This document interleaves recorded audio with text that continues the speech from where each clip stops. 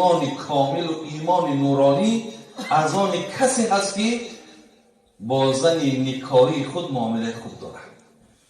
کسی با زن معامله خوب داشته است، پیامبر جهت ایمانداریش تعریف کرد. گفتی آدم ایمانداره که با زنش معامله خوب میکنه. برادرها باور که همین مردکایی که با زن رفتار زشت میکنن، ای به اینکه مسلمان بگویی که با زنت معامله خوب کن، ای به این چیزا. چون که مسلمان میگه نمازها طبق خوان، حالا که وظیفه جانیشه. آمار پیامبر نازنین ما با زنها چه معامله داشت؟ تو کی؟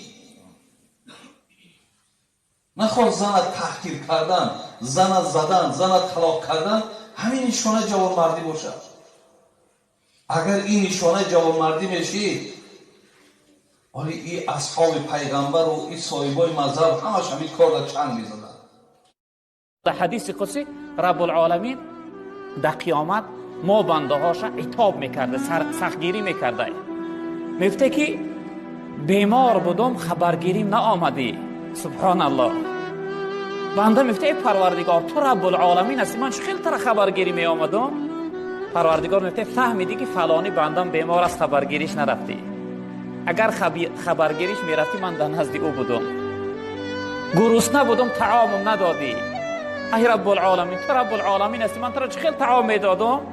میفته فلانی بندم گرسنه بود طعامش ندادی. اگر طعامش میدادی لحظه من اجرش ثوابش برات میدادم. تشنه بودم آبم ندادی. ای رب العالمین تو رب العالمین هستی، من خیلی تر آب میدادم. میفته میدانستی فلان بندم تشنه است آبش ندادی. اگر او را آب میدادی این لحظه اجر و پاداش را میدادم. این حق ایمانداری ما هست که بیمار بینی داشته باشیم.